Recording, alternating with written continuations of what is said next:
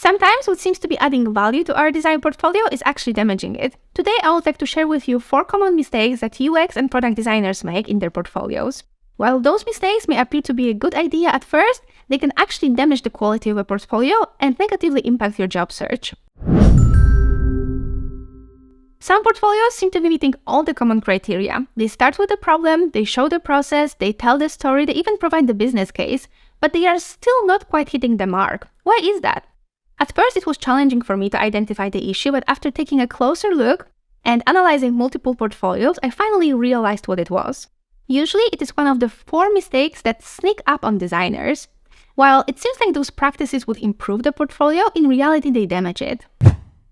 The first mistake is idealizing the process. Of course, you need to follow the right design process, and your portfolio will be judged in this context. Because of that, many designers fall into the trap of trying to idealize what had happened. They add activities that were originally removed from the project because of tight deadlines. They skip the usability testing findings that they see as embarrassing, or they add additional artifacts that were not part of the project to begin with, like user personas or flows. It's quite unrealistic for all the projects to just be a breeze, without any pivots, trade-offs, or usability testing findings that just make you throw everything away. In fact, idealized case studies are a red flag in the portfolio, and an experienced reviewer will notice that. They will notice the dishonesty. It's always better to tell the truth. Documenting the key moments and presenting the rationale behind your decisions will only give your portfolio more points. It mimics the real environment, and it shows that the designer is able to handle hard conversations and high level of ambiguity. The second mistake is providing too much information. I always talk about how important it is to give enough context and provide all the necessary details for your case study. However, a case study is also a demonstration of designers' ability to tell the story and synthesize information. A case study is indeed a specialized document, but it shouldn't read like internal documentation. There is this misconception that the more information, the better. In reality, there is a sweet spot between the length of the case study and the level of detail that you should provide.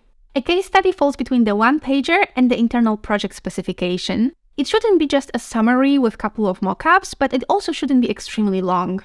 In the past, some of my own case studies were long and monotonous. I was focusing on showing that I have executed the design process correctly by adding things like research scenarios, full usability testing notes, and affinity maps.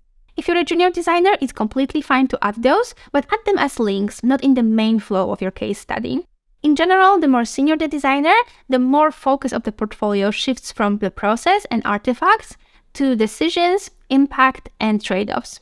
Another thing that makes your case studies lengthy is writing long paragraphs of text. I recommend using bullet lists, short paragraphs, and in-context descriptions to make your case study easier to consume.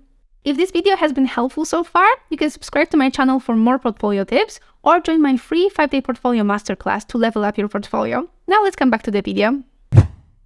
Mistake number 3 is providing the before and after comparisons without proper annotations. Showing the before and after state of an interface may be really powerful if executed correctly. It is a great summary, and it gives this wow effect at the end of the story. Unfortunately, many designers forget to walk the viewers through the changes, leaving them to search for them or even guess.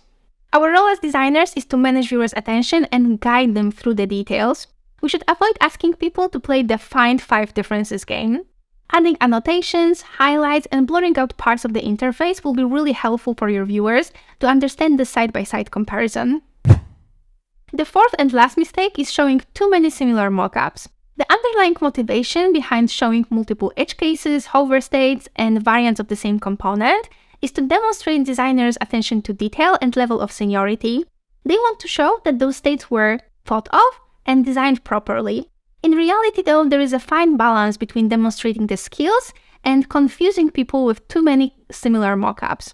A better strategy is to examine which edge cases and states are actually valuable for the story, which ones are unique or difficult to handle. I encourage you to present only the selected ones in a separate section. This way, they will add more value to your case study. Let's summarize what we talked about today. Sometimes what seems to be adding value to your portfolio is actually damaging it.